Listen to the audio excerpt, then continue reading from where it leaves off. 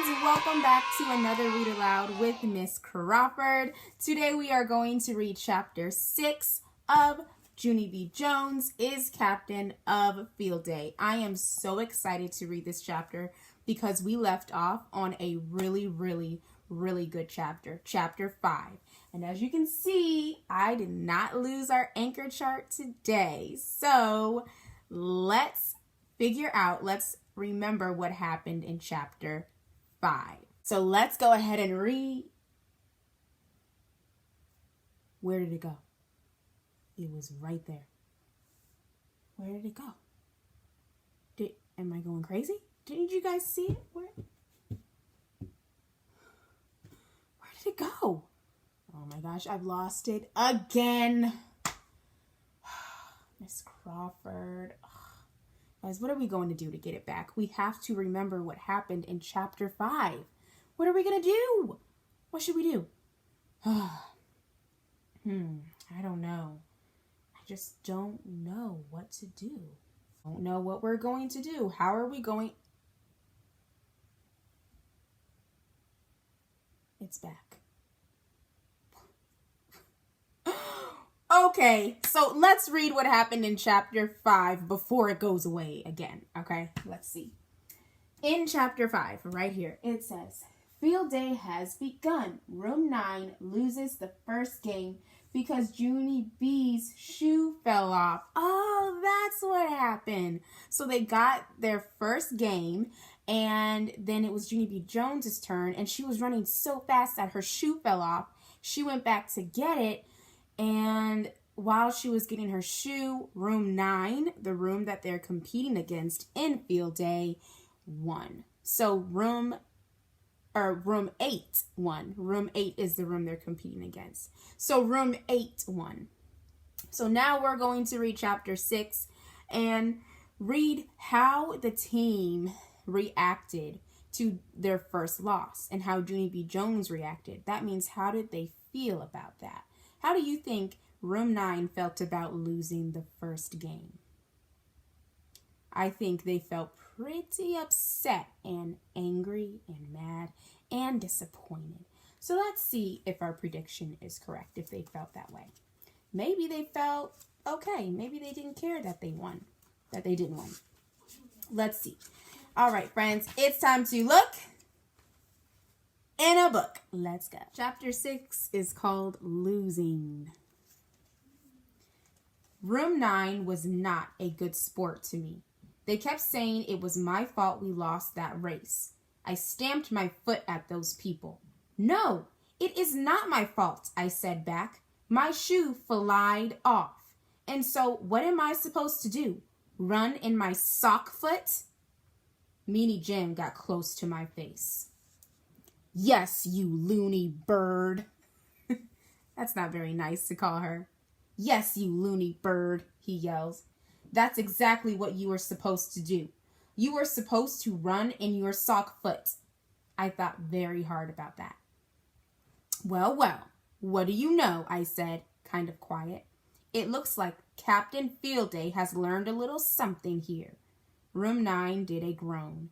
I backed away from them real careful, or else they might have tackled me, possibly. I backed all the way to Mrs. They're mad at me, I said. They're mad because I lost the race. Mrs. ruffled my hair. So now we know how the class is feeling. They're feeling what? They're feeling mad at Junie B. Jones because she made them lose the race. It's not your fault, Junie B., she said. Your shoe came off by accident. And besides, Field Day is not about who wins or who loses. Field Day is about having fun. I hanged down my head. Yeah, only what's so fun about losing? That's what I would like to know, I said. Just then, Mrs. made an announcement. So Junie B. Jones is in what grade?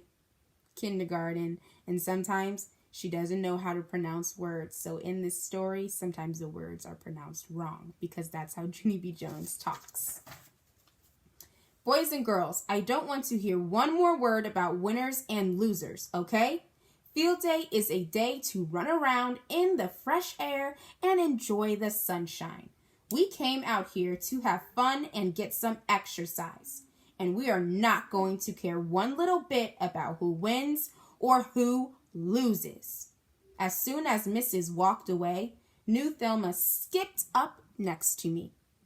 Room 8 is winning, she said real squealy. Room 8 is beating Room 9, 1-0.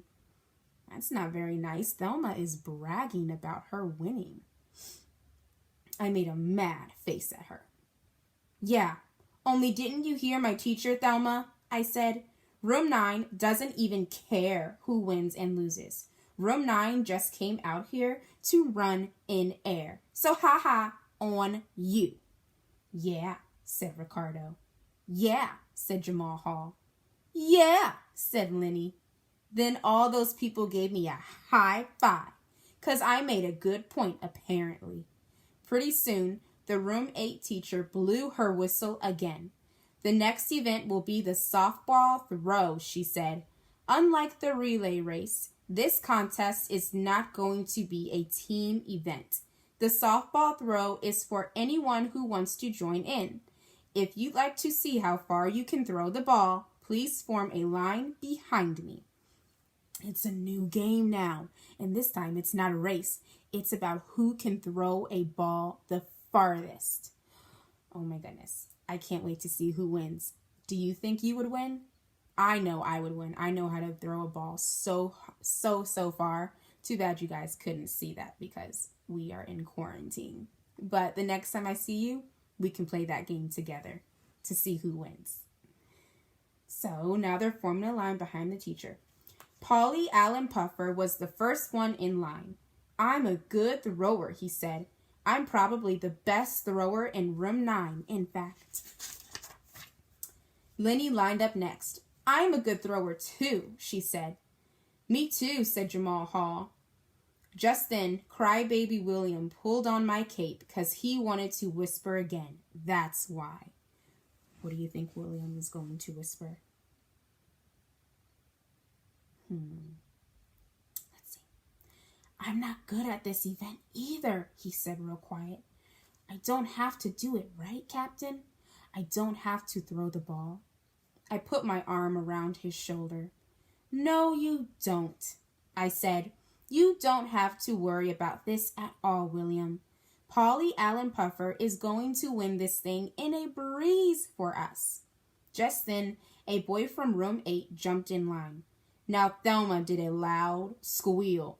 Eee! Oh, it's Strong Frankie! Strong Frankie is the strongest boy in kindergarten, she said, very thrilled. All of us looked at him. Strong Frankie made a big arm muscle. Let me see your muscles. There's my muscles. Ooh, ooh, ooh. He did a strong arm muscle. It was largish and roundish. So I guess his muscles were pretty strong for a kindergartner. New Thelma cheered and cheered. Go strong, Frankie, go strong, Frankie, go strong, Frankie, go strong, Frankie. She hollered. I tapped on her. So here's a picture of Junie B. Jones trying to comfort William and let him know he doesn't have to play the game. Do you think Junie B. Jones is being a good team captain for comforting William? She calls him a crybaby because he doesn't like to do things sometimes. I think she's being a great team captain because she's letting William know that he doesn't have to play the game. He can just watch. You are getting on my nerves, madam, I said. New Thelma giggled in my face.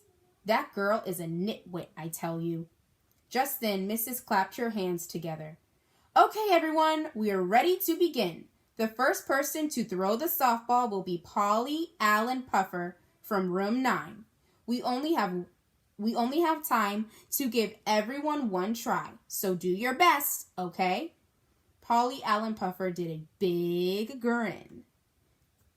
I only need one try, he said. I have been throwing softballs my whole life. After that, he picked up the ball from the ground and he wound it up with all his might. Then bam! He threw the ball as hard as he could. Only too bad for room 9 because he didn't actually aim that good, and the ball went straight down into the playground. It made a round hole in the dirt. Room 9 stared and stared at that thing. Bummer, I said. Bummer, said Meanie Jim. Bummer, said Charlotte. Polly Allen Puffer jumped up and down real upset. I need another try. I need another try. I need another try. Please, teacher, please, please, he said.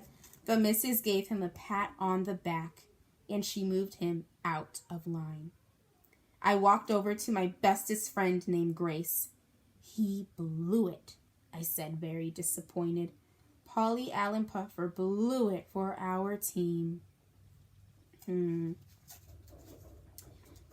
B. Jones, she isn't supporting Polly Allen Puffer. She's supposed to talk good about her teammates. Instead, she should have encouraged her team when Polly Allen Puffer didn't do very well with throwing the softball. Instead, she said he blew it. What should have Junie B. Jones said? Junie B. Jones should have said, "It's okay, Polly." She should have said, "I hope that you had fun throwing that ball." She shouldn't have said he blew it. Let's keep reading to see what happens next. Yes, said that Grace, just like when you blew the relay race, Junie B. I made squinty eyes at that girl. Thank you, Grace. Thank you for reminding me, I said. You're welcome, she said back. That Grace does not understand sarcastic, apparently. So Junie B. Jones wasn't really thanking Grace for reminding her about not winning. She was just saying thanks a lot. She was being sarcastic. That means she was saying something, but she didn't really mean what she said. After that, lots of other boys and girls in our class threw the softball too. Roger threw the farthest in room 9. The ball went all the way to the fence. Room 9 shouted his name, real thrilled. Roger, Roger, Roger! The next person to throw was Strong Frankie. Oh, let's see what Strong Frankie's going to do. He picked up a softball from the basket. Then he rolled and rolled and rolled it around in his hands.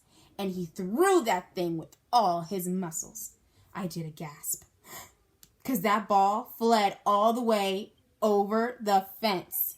And we never saw it again. They never saw the ball again. Room 8 screamed and shouted and skipped and danced. Also, they hopped and jumped and whirled and twirled. Room 9 slumped our shoulders, very depressed. Depressed means very, very sad. They were very depressed. Because guess why? Losing does not feel joyful. That is the end of chapter 6. RETELL. It's time for retell. So we just got done reading chapter 6. And let's talk about the main idea. Remember, the main idea means what the story was mostly about, or what the chapter is mostly about. So let's talk about what the chapter was mostly about, the most important thing that happened in the chapter. So we know that in chapter 5, room 9 lost a game. They lost the relay race. In chapter 6, they played another game called, it was called the softball throw. Let me go back in the story to make sure I'm getting it right, because it's important to go back in the story to make sure that you are getting the story correct. Oh, no. So, the game was called the softball throw. Yes, the game was called the softball throw. And before they played a game, Mrs. Room 9's teacher wanted to let the kids know that it's very important to not pick on people who lose a game. And she didn't want to hear anything about winning or losing. She just wanted the kids to go outside and have fun in the fresh air. So now they know that field day is not about winning or losing. It's about having what? Fun. So now they're playing another game called the softball throw, and they picked, what was his name? They picked Polly Allen Puffer to throw the softball because they really, really wanted to win. But Polly Allen Puffer did not throw the ball correctly. It went to the playground instead of over the fence, instead of to the fence. So that's another game room 9 lost.